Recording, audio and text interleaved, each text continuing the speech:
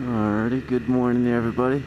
I'm just here on my way to work on a very chilly Saturday morning. And of course they're doing construction or painting here at ETSU. If you look down real quick, you can see these little squares and bricks looking like thing. Well, they're not really squares or brick. They're not really bricks. They're painted on there. Yeah, they going high class on these speed bumps, and I'm not sure what the point of those cones are, but who knows? They've been doing this all summer, so.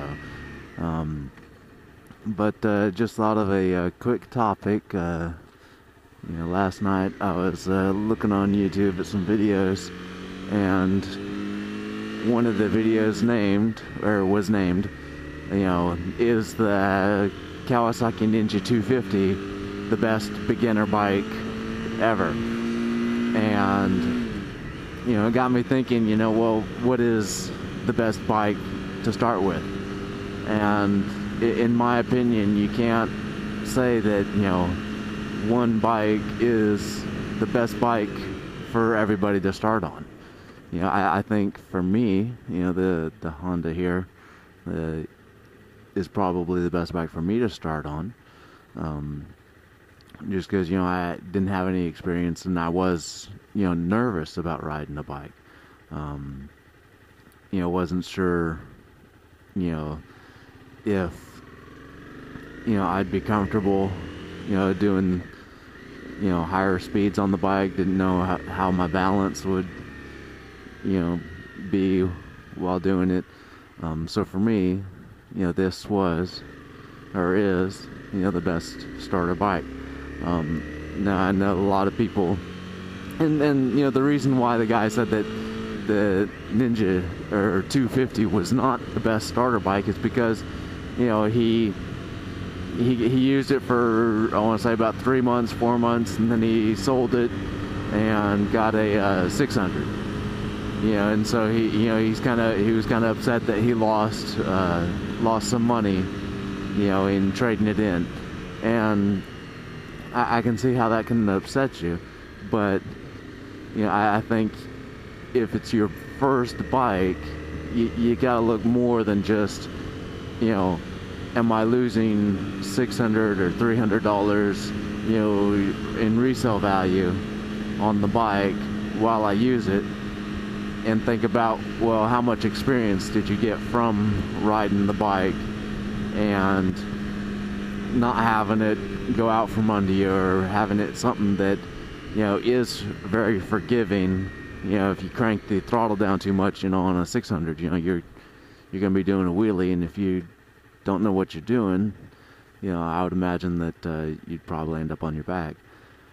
Whereas on a 250, if you crank the throttle down too much, you're not gonna be going very, very far. So the 250s are very forgiving compared to a 600, and if you use it to learn and get comfortable with, then I think that it's a good investment. One of the things I've heard about is over in Europe. I think they have a graduated motorcycle license permit, which basically means that, if it's your first bike, you have to have something under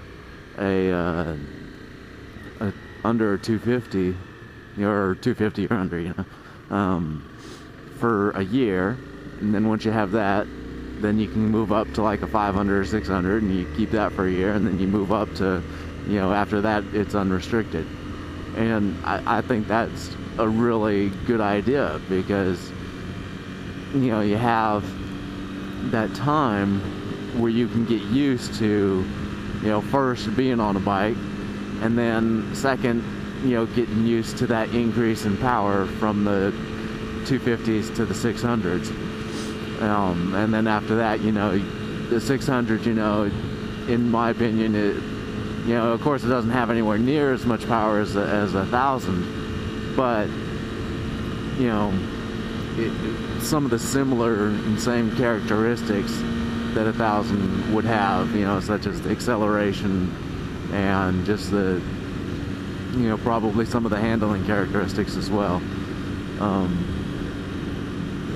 So I think that's a good idea, you know, to start small and make sure that you're comfortable with it, with the bike. Make sure that you're, you know, not scared of the bike, you know, and once you get that under your belt and you can, you know, you feel comfortable and, you know, you've ridden it for a while, then I could see, you know, moving up. As far as, you know, losing money, you know, I already covered that, you know, it's, most of the bikes seem to hold their value pretty well. When I was looking at the bikes to buy, the used CBRs here, and they were, you know, a year old, and they were selling for about $3,800, you know, which is what, $300 or $400 under the MSRP of a brand new bike. So, you know, it's not a terrible amount that it's different. You know, and I think that $400 and learning safely is, you know, I think that's a good investment. But, you know, I guess to each his own. But I would recommend to someone that if you've never ridden a bike before, you know, get a smaller bike and use that first. You know, figure, you know, it's, you know, you're gonna be a little bit, you know, learning it better.